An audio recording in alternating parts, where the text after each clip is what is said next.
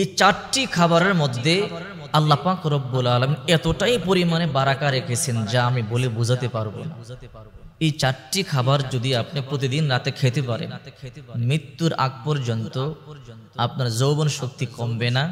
যাদের যৌবন শক্তি নষ্ট হয়ে গেছে, যদি আপনারা নিয়মিত চারটি খাবার প্রতিদিন রাতে মিশিয়ে খান, হারানো যৌবন ফিরে পাবেন। এই চারটি খাবারের কথা আল্লাহ পাক রব্বুল আলামিন কোরআনে বারবার বলেছেন। রাসূল পাক সাল্লাল্লাহু আলাইহি ওয়াসাল্লাম হাদিস শরীফের মধ্যে এই চারটি খাবারের কথা বারবার বলেছেন। রাসূল পাক সাল্লাল্লাহু আলাইহি ওয়াসাল্লাম যখন কোনো মানুষ অসুস্থ হয়ে যেত, তাদেরকে এই চারটি খাবার সাজেস্ট করতেন। রাসূল পাক সাল্লাল্লাহু আলাইহি ওয়াসাল্লাম বিসমিল্লাহ বলে এই চারটি খাবার থেকে একটি খাবার খাওয়াই দিতেন। আল্লাহ পাক রব্বুল আলামিন সুস্থ করে দিয়েছেন। আর এই চারটি খাবারকেই আল্লাহ পাক রব্বুল আলামিন শিফা বলেছেন। রাসূল পাক সাল্লাল্লাহু আলাইহি ওয়াসাল্লাম শিফা বলেছেন। দেখেন, যৌবন মানুষের ইম্পর্টেন্ট একটা জিনিস। যার যৌবন নাই তার মতো পোড়াকপাল আর কে আছে? আজকে দূষিত আবহাওয়া, অপুষ্টিকর খাবারের কারণে আজকের যুব সমাজ অতি অল্প বয়সে যৌবন শক্তি হারায় ফেলতেছে, যৌবন শক্তি নষ্ট হয়ে যাচ্ছে। তবে যদি আপনি অবস্থাতে যদি এই চারটি খাবার নিয়মিত প্রতিদিন রাতে মিশিয়ে খেতে পারেন, তাহলে ইনশাআল্লাহ মৃত্যুর আগ পর্যন্ত যতদিন আল্লাহ আপনাকে হায়াত দান করেন, 80 বছর বয়সও আল্লাহ পাক রব্বুল আলামিন আপনার যৌবন শক্তি ঠিক রাখবেন, যদি আপনি নিয়মিত এই খাবারগুলো খেতে পারেন। এর মধ্যে এক নাম্বার হলো কানি জিরা। বুখারী শরীফের 5285 নাম্বার হাদিস, বিশ্বনবী মুহাম্মদুর রাসূলুল্লাহ সাল্লাল্লাহু আলাইহি ওয়াসাল্লাম বলেন, ইন্না হাযিহিল হাব্বাতাস সাওদা শিফাউম মিন কুল্লি দাইন। এই কালিজিরা সমস্ত রোগের ঔষধ, সাম ব্যতীত। সাহাবায়ে কেরাম বলে, ইয়া রাসূলুল্লাহ, সাম কাকে বলে? রাসূল পাক সাল্লাল্লাহু আলাইহি ওয়াসাল্লাম বলেন, সাম হলো মৃত্যু। তার মানে মৃত্যু ছাড়া সমস্ত রোগের ঔষধ হলো এই কালিজিরা। এই জন্য সব সময় কালিজিরা খাওয়ার একটা অভ্যাস করবেন। বুখারী শরীফের 5285 নম্বর হাদিস, খালিদ ইবনে আব্দুল্লাহ রাদিয়াল্লাহু তাআলা থেকে বর্ণিত। তিনি বলেন, আমরা একবার যুদ্ধের ময়দানে ছিলাম। তো আমাদের একজন সঙ্গী অসুস্থ হয়ে পড়লো, আমরা তাকে মদিনায় নিয়ে আসলাম। তখনও তিনি অসুস্থ ছিলেন। ইবনু আতিক রাদিয়াল্লাহু তাআলা আনহু দেখবার জন্য আসলেন। আসার পরে বললেন, তোমরা যখন অসুস্থ হবে তোমরা কালিজিরা খাবে, তোমরা সব সময় তোমাদের সাথে কালিজিরা রাখবে। যখন তোমরা অসুস্থ হবে 5টা অথবা 7টি দানা বিসমিল্লাহ বলে খাবে, আল্লাহ পাক রব্বুল আলামিন সুস্থ করে তুলবে। কারণ মা আয়েশা রাদিয়াল্লাহু তাআলা আনহা বলেন, রাসূল পাক সাল্লাল্লাহু আলাইহি সাল্লাম বলেছেন, ইন্না হাযিহিল হাব্বাতাস সাওদা শিফাউম মিন কুল্লি দাইন। এই কালিজিরা সমস্ত রোগের ঔষধ, ইল্লা সাম, সাম ব্যতীত। সাহাবায়ে কেরাম জিজ্ঞাসা করলেন, নবীজি সাম কাকে বলে? নবীজি বললেন, মৃত্যু। তার মানে মৃত্যু ছাড়া যত রোগ এই দুনিয়াতে আছে, দেখা রোগ না দেখা রোগ, সমস্ত রোগ, ছোট রোগ বড় রোগ, নতুন রোগ পুরাতন রোগ, রাসূল পাক সাল্লাল্লাহু আলাইহি সাল্লাম বলেন এই কালিজিরা সমস্ত রোগের ঔষধ। আপনি ঘরে কালিজিরা রাখবেন, যখন আপনি অসুস্থ হবেন বিসমিল্লাহ বলে কালিজিরা খাবেন, বিশ্বাস রাখবেন আল্লাহর উপরে, রাসূলের উপরে, অবশ্যই আল্লাহ পাক রব্বুল আলামিন আপনাকে সুস্থ করে তুলবে। 2 নম্বর হলো খেজুর।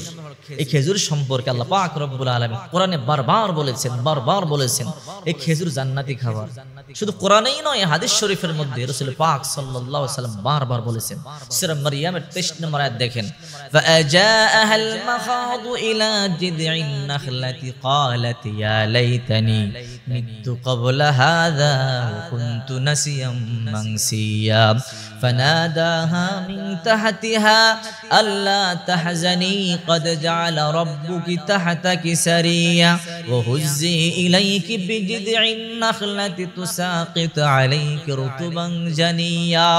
ঈসা আলাইহিস সালামের মা মরিয়ম আলাইহিস সালাম যখন অলৌকিকভাবে গর্ভে সন্তান ধারণ করলেন, পেট একটু বড় হয়ে গেল, চিন্তিত হয়ে পড়লেন। এই হেন পরিস্থিতিতে আমি মানুষদেরকে কি জবাব দেব? মানুষ জিজ্ঞাসা করলেন বাবাকে কি বলবো? সেজন্য এলাকা ছেড়ে উনি পলায়ন করলেন, দূরে কোথাও চলে গেলেন। ফাআজাআহাল মাখাদু ইলা জিদঈন নাখলা, প্রসব বেদনা তাকে একটা খেজুর বৃক্ষের নিচে আশ্রয় গ্রহণ করতে বাধ্য করলো।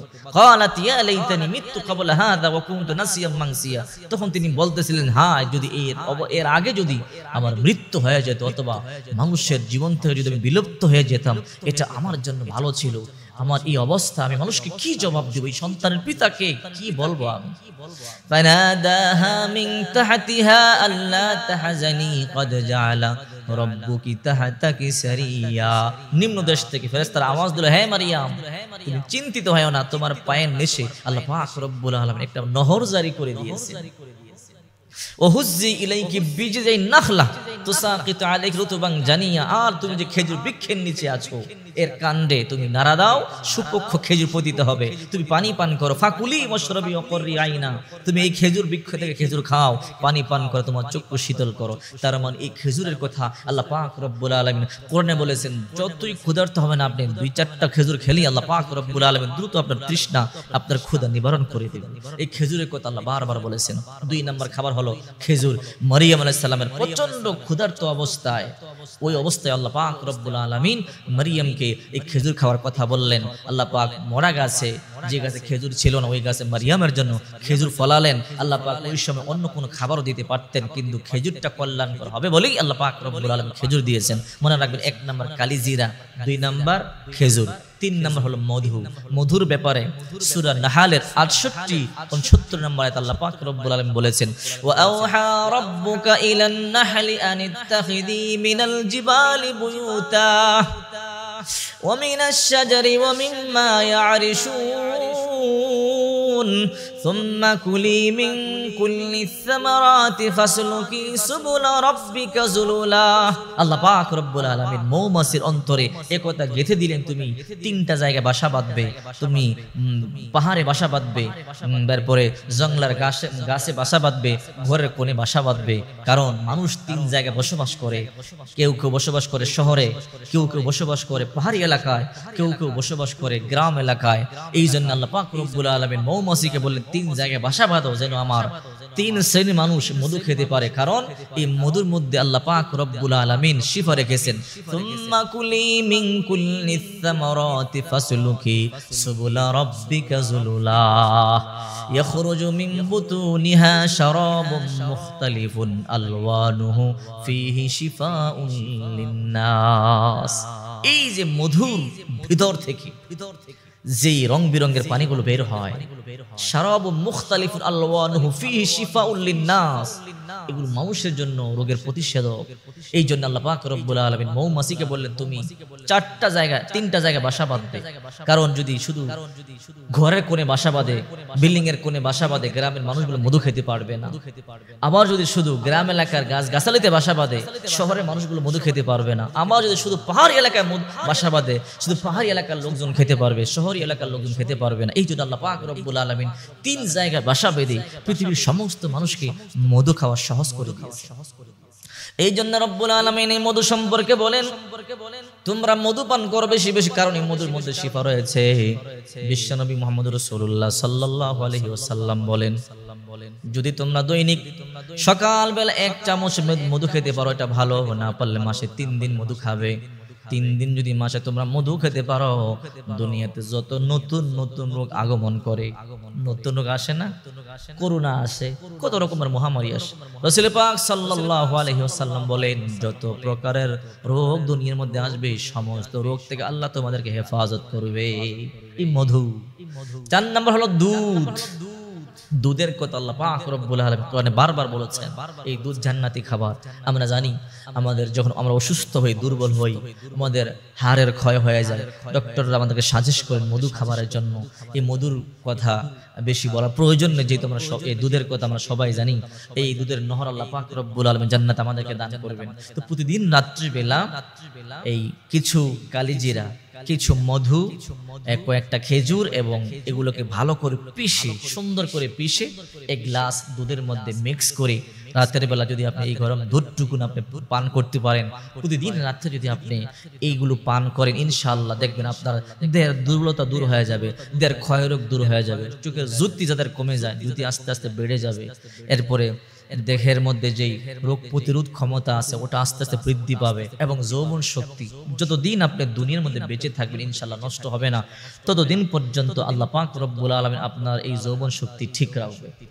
যৌবনের দাম আল্লাহর কাছে অনেক বেশি, কারণ বৃদ্ধকাল ইবাদত থেকে যৌবন ইবাদত আল্লাহর দরবারে অনেক বেশি প্রিয়। এই জন্য রাসূল পাক সাল্লাল্লাহু আলাইহি ওয়াসাল্লাম কিয়ামতের ময়দানে জিজ্ঞাসা করবে, যৌবনকাল কিভাবে তুমি কাটিয়েছো? যৌবনকাল কি করেছো? যৌবন কোথায় নষ্ট করেছো?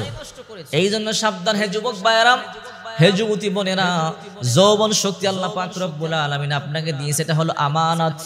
এমন মানুষ আছে অল্প বয়সে আল্লাহ পাক রব্বুল আলামিন যৌন শক্তি নষ্ট করে দিয়েছে, ডাক্তারের কাছে দৌড়াদৌড়ি করে, কবিরাজের কাছে দৌড়াদৌড়ি করে, কিন্তু মনের মধ্যে বড় দুঃখ, ঘরের মধ্যে অশান্তি, সংসারে অশান্তি। যৌবন যার নাই তার মধ্যে পড়া কপালে এই দুনিয়ার মধ্যে আর কেউ নাই। এই জন্য সাবধান। রাসূল পাক সাল্লাল্লাহু আলাইহি ওয়াসাল্লাম বলেন, এই চারটি খাবার তোমরা সব সময় খাবে। এই চারটি খাবারের মধ্যে প্রচুর শক্তি রয়েছে। হাদিস শরীফের মধ্যে যেমনি ভাবে রাসূল পাক সাল্লাল্লাহু আলাইহি ওয়াসাল্লাম খাবারগুলোর কথা বলেছেন, এবং কোরআনের মধ্যে আল্লাহ পাক রব্বুল আলামিন এগুলোর কথা বারবার আলোচনা করেছে। এই চারটি খাবার প্রতিদিন রাতে একত্রে মিশিয়ে আপনি খাবেন, টেনশন নাই। আল্লাহ পাক রব্বুল আলামিন মৃত্যুর আগ পর্যন্ত আপনার যৌবন ঠিক রাখবে। আপনি খাওয়া শুরু করেন, আপনি খেলেই বুঝতে পারবেন এর মধ্যে কতটা পাওয়ার রয়েছে।